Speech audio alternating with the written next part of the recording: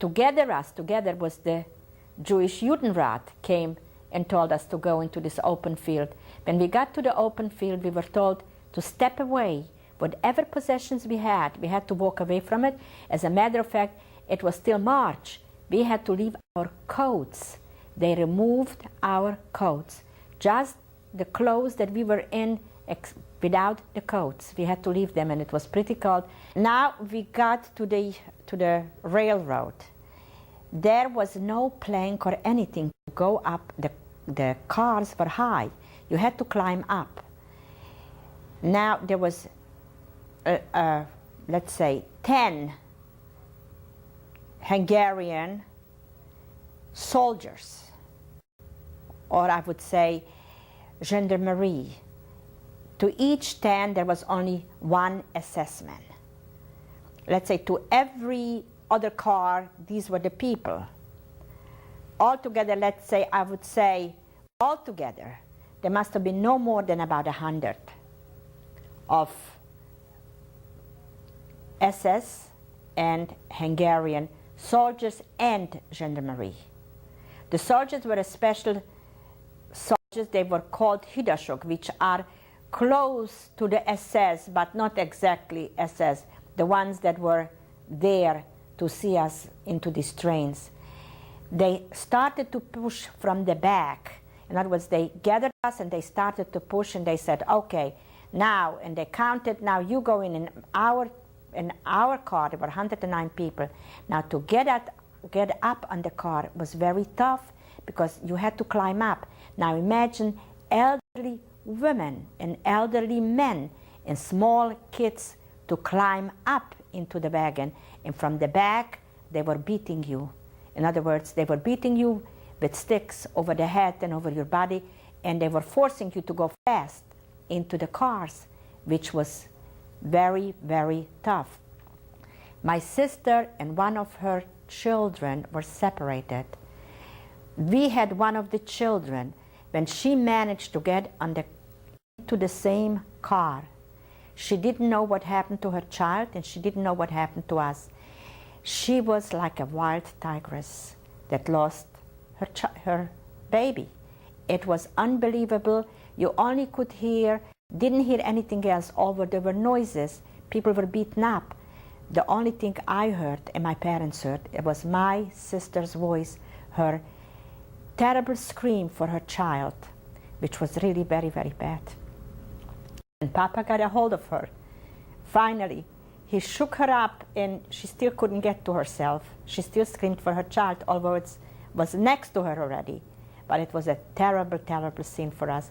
And my father managed to get us up. There were 3 planks put on the side of this wagon.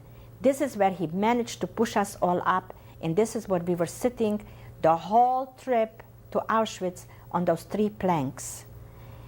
The sanitary facilities were awful. There was a bucket for sanitary facilities for 109 people, which was awful. It spilled over.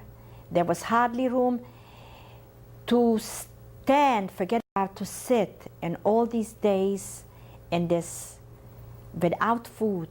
The worst was water. There was a terrible, everybody was thirsty. Being that we sat on those planks, we had the access to the small window, which if it rains, we managed to stick our hands out and gather some rain on our fingers and our hands, and we licked that. So we had an advantage of the other people because we had a window and we had a lick of the rainwater. We didn't know where they are taking us. The only thing we saw that it's bad when the car was locked and was put on a pedal. I mean, I'm not sure if it was locked with it was bolted up, or if it had a padlock. I'm not sure of that. But I know that it was locked. There was no way that you could open it. From the window that we set up, we were able to tell everybody what stations, what directions we are taking, what stations we are passing. we saw Katowice, which is in Poland. So that's when everybody knew that we had entered Poland, because we were able to tell them that we had just passed a station of Katowice. The trip to Auschwitz was 4 days. It was very, very bad, but still, from our car, one person managed to escape. And how? Before we entered Poland, there was a forced labor camp group that was, they opened up the car doors, and they emptied out this one time the bucket.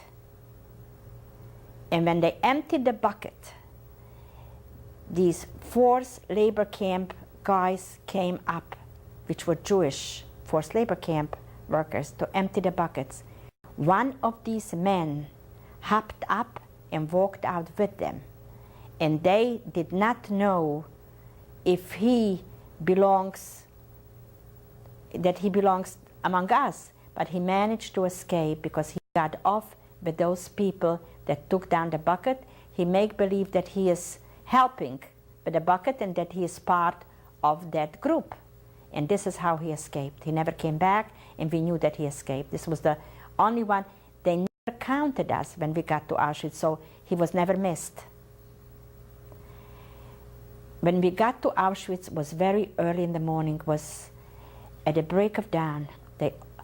This was one of the most horriblest experience, but I was still with my family. You heard cars opening, you didn't know what it is, but you heard noises from the other cars, and it was still dark. And you heard people say the last prayers when they die, which is Vidui. And you heard that, and it went over, and everybody started to pray in our car. So it was, and people were crying, and you heard noise from the other cars. So I assume that the whole train must have done the same thing, because that noise and the crying and the screaming were terrible, because you heard it from car to car. The doors finally opened, and they made you get off. There was Jews in the striped clothes. It means they were prisoners. They were the ones that told you immediately, nobody is younger than 17, and you are not older than 38, tops 40, and whatever they ask you to do, if you know how to do, you know how. Do you know how to work anything? A machinist, although you don't know, but you just say that you do know. Whatever they ask you, can you do it? You volunteer, you say, yes, I can do it. You were told to separate men from women.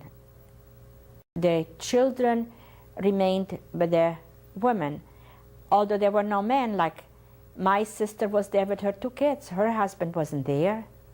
So they made us line up, 5 in a row. The women separately and the men separately. I was lined up with my mother, my sister, and her 2 children. You had to advance, you had to walk up. And you walked up towards Mengele, who was in an SS uniform. He had a stick in his hands, and with this pointing of the stick, you were pointed to life or death. If he pointed you to the right, that means you were going to the gas chambers. If he pointed you to the left, you were going for labor. I was among the 5 pulled out to go to the left. One more thing, although I was very young, I don't know what I can contribute to that I